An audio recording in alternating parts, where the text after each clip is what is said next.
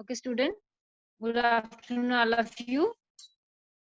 So last time we had discussed essential elements of positive environment. ठीक है, last time हमने ये discuss किया था, उसका last point रह गया था, वो आज हम discuss करेंगे. उसके साथ ही हम अपना next topic that is the sports environment वो भी start करने जा रहे हैं. All of you please open your books.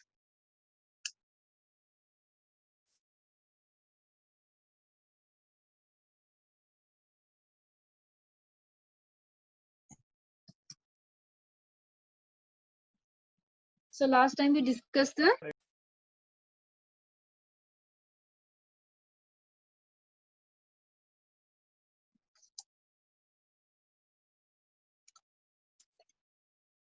elements of positive environment के क्या क्या elements हैं, that is the essential element. Last time जो points था वो था work, we discussed the home and neighboring in rural and urban areas. Schools में क्या क्या होना चाहिए, there are various hazards which are responsible for accident or injuries in schools, so that we had discussed. The next one is the workplace. ठीक है ना, work place पे हमें क्या कौन कौन सी चीजें जिसका हमें ध्यान रखना चाहिए जिससे हमें प्रॉब्लम्स इंसिडेंट और एक्सीडेंट्स वगैरह होते हैं. There are also some hazards which are responsible for accidents or injuries at workplace. There are different types of professions. ठीक है, अलग अलग तरह के professions होते हैं, such as driving, mining, agriculture, working in industries, textiles, foundry, electricity, etc. These professions have different type of hazards. These hazards can be minimized up to some extent if the following points are taken into consideration. इन जगह पे incidents ना हो, accidents ना हो, तो उसके लिए हमें कौन कौन से प्रिकॉशंस लेने चाहिए. ठीक है,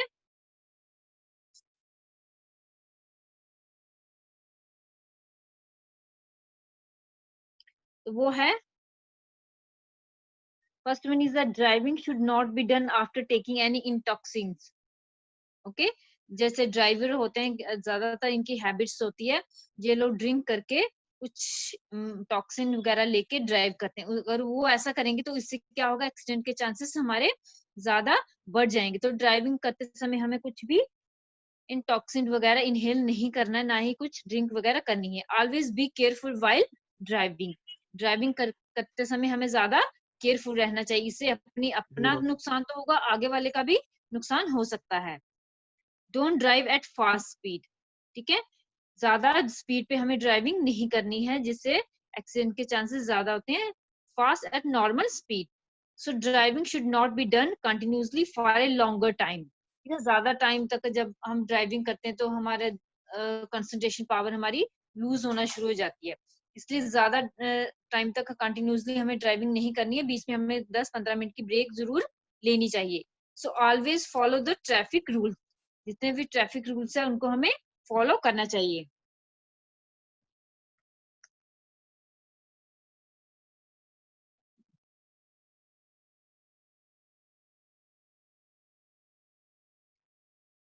whatever work you do, pay your attention to that work. ठीक है ना, अगर हम कंसंट्रेशनली पूरी कंसंट्रेशन से अपना वर्क करेंगे तो वो हमारा जो काम होगा वो भी अच्छे से खत्म हो जाए, पूरे टाइम पे खत्म होगा, और वहां पे कोई इंसिडेंट नहीं हो. जैसे ड्राइविंग करनी है हमने तो उसको पूरी टेंशन से ड्राइविंग करनी चाहिए. You should complete work about your profession. You should be cautious, alert, active and careful. So don't be in hurry. ठीक है ना, कई बार हम जब घर से निकलते हैं, ऑफिस के लिए जाते हैं, कहीं भी जाना, कई बार हम लेट हो जाते हैं तो हम जल्दी जल्दी, अरे हो गया, लेट हो जाएंगे, ये वो. तो इससे बेटर है कि 5 मिनट या 10 मिनट लेट होने से बेटर है कि आप आराम से जाएं, या कोई इंसिडेंट आपके साथ ना हो. कई लोग लेट हो रहे हैं तो बड़ी जल्दी जल्दी जल्दी में ड्राइविंग भी करते हैं, स्कूटी भी चलाते हैं, तो इससे क्या होता है, इंसिडेंट होने के ज्यादा चांसेस रहते हैं. So every profession has safety rules, so always follow them if you want to minimize injuries or accidents. Okay, तो हर एक प्रोफेशन में अपने सेफ्टी रूल्स और रेगुलेशन को हमें फॉलो करना चाहिए, ताकि हम जितने भी इंजरीज और एक्सीडेंट है उनको हम कम से कम मिनिमाइज कर सकें. ठीक है ना, हमें ट्रैफिक रूल्स फॉलो करने चाहिए, अपना जो काम है उस पर पूरा अटेंशन देना चाहिए, और डोंट बी इन हरी. हमें जब भी जल्दी में नहीं होना चाहिए. So the next point is the during laser time activities. Laser time activities में भी काफी सारे हमारे इंसिडेंट्स होते हैं, क्योंकि वो लेजर टाइम होता है, हम उस पर ज्यादा रूल्स और रेगुलेशंस फॉलो नहीं करते हैं, वो हम लेजर टाइम के लिए करते हैं। तो लेजर टाइम एक्टिविटीज जो होती हैं,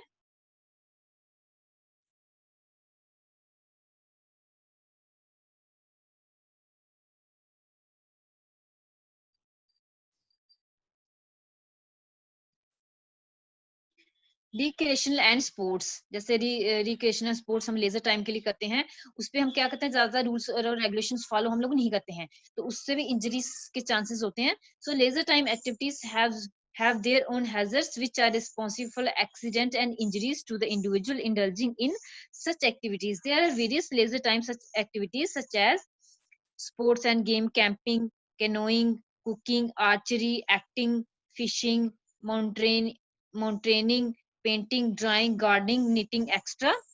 कैनोइंग होता है जैसे बोट और वो नहीं होती पानी में हम करते हैं, उसको बोलते हैं कैनोइंग। कुकिंग, आर्चरी वगैरह, कुकिंग करते समय भी हमें काफी ध्यान रखना चाहिए।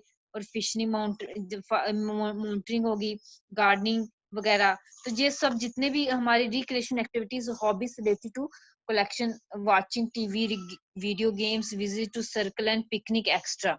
Most of the sports activities mentioned above have risk of accidents. In such activities, abrasions, sprain, strain, cut, dislocation of joints, drawing and fractures may occur.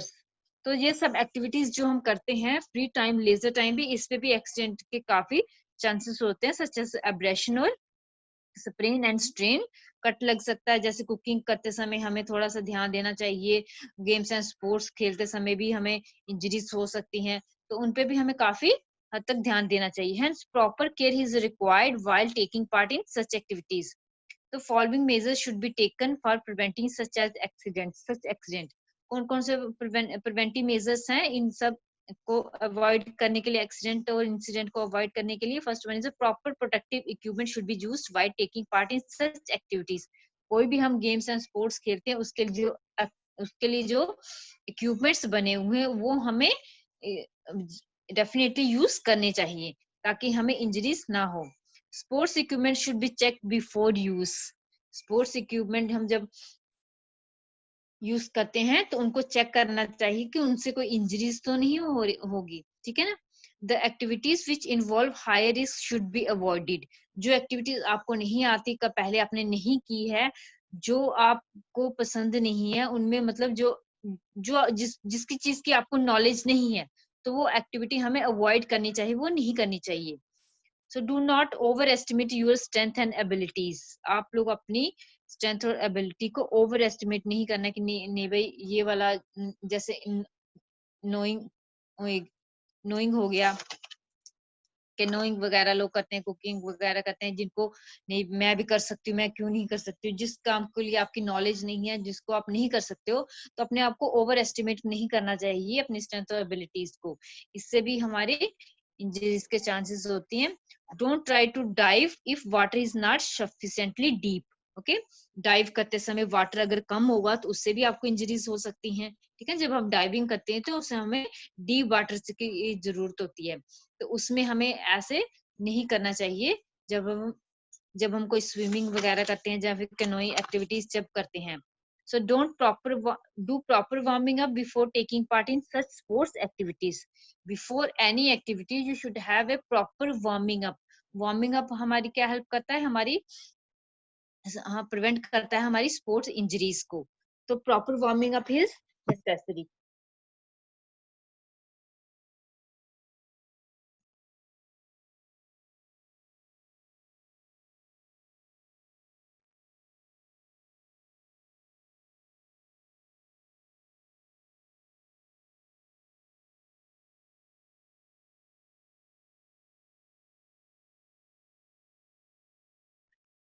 सो ये तो था हमारा लास्ट जो टॉपिक बच गया। तो next is sports environment. Sports environment में क्या क्या इन्वॉल्व होता है?